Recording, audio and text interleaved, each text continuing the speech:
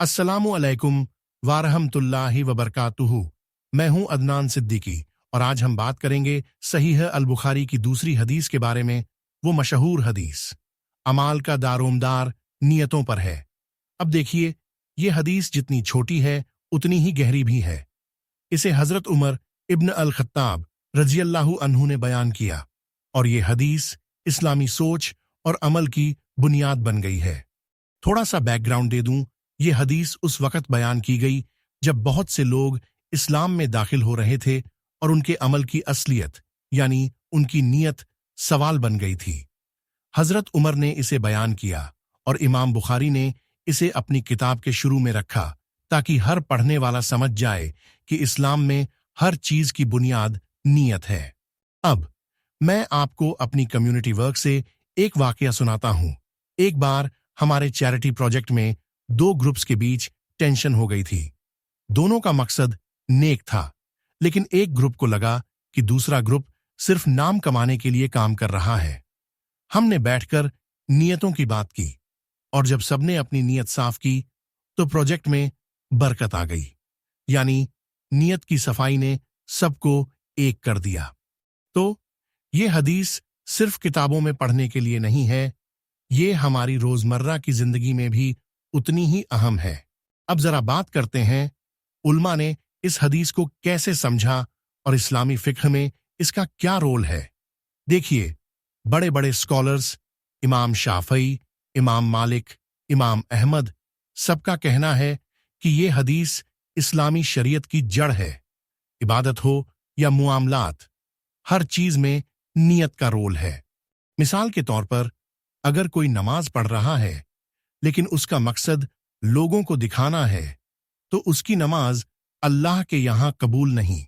या फिर कोई चैरिटी कर रहा है लेकिन दिल में शोहरत की चाह है तो वो अमल भी अधूरा रह जाता है। फिक्ही मसाइल में भी नियत से ही फर्क पड़ता है। जैसे दो लोग एक ही अमल कर रहे हैं, मान लीजिए दोनों ने पैसा दिया, एक ने सदका की नियत से, दूसरा ने कर्ज देने की नियत से। बाहर से दोनों का अमल एक जैसा दिखता है, लेकिन अल्लाह के यहां दोनों का दर्जा अलग है। अब सवाल उठता है, अगर किसी की नियत मिली जुली हो या खुद उसे भी ठीक से समझ ना आए। उल्मा कहते हैं, इंसान को चाहिए कि वो खुद से सवाल करे, अपनी नियत को बार बार जांचे, और अगर कभी नियत में खोट आ भी जाए तो तौबा का दरवाजा खुला है। मैं खुद कई बार सोचता हूं, क्या मेरा अमल वाकई अल्लाह के लिए है या कहीं ना कहीं कोई और वजह तो नहीं। ये सवाल हर मुसलमान को खुद से पूछना चाहिए। अब आते हैं असल जिंदगी की बात पर। यह हदीस हमारे रोजमर्रा के फैसलों में कैसे उतरती है। देखिए, घर में, दफ्तर में या किसी भी नेक काम में नियत की सफाई सबसे जरूरी है। मान लीजिए आप अपने बच्चों की मदद कर रहे हैं, क्या आप वाकई उनकी भलाई के लिए कर रहे हैं या सिर्फ दूसरों को दिखाने के लिए।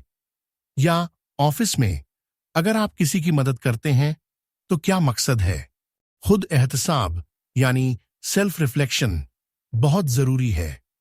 जब इंसान अपनी नियत को साफ करता है तो दिल को सुकून मिलता है और अमल में बरकत आती है। साइकोलॉजिकल तौर पर भी नियत की सफाई इंसान को हल्का कर देती है। गिल्ट, जलन या दिखावे का बोझ उतर जाता है। एक मशहूर वाकया है हजरत उमर बिन अब्दुल अजीज का। उनका एक अमल जो पहले मामूली सा था, नियत बदलते ही अल्लाह के यहां बड़ा बन गया। ये हमें सिखाता है कि छोटे से छोटा अमल भी अगर नियत सही हो तो अल्लाह के यहां कीमती हो जाता है। तो दोस्तों, आज की बात का लब्बो-लुआब यही है। हर अमल से पहले अपनी नियत को देखिए और अगर कभी फिसल जाएं तो खुद को सुधारने का मौका दीजिए। इंशाअल्लाह अगली बार फिर मिलेंगे एक और हदीस के साथ। अल्लाह हाफिज।